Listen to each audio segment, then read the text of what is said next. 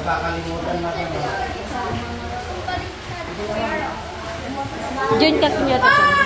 Video. So, ito po, nandito na po sa library.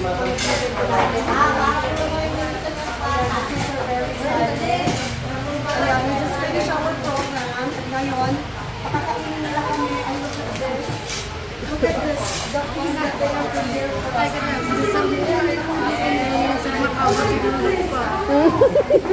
Hindi na kayo teacher and librarian, pero chef din kayo.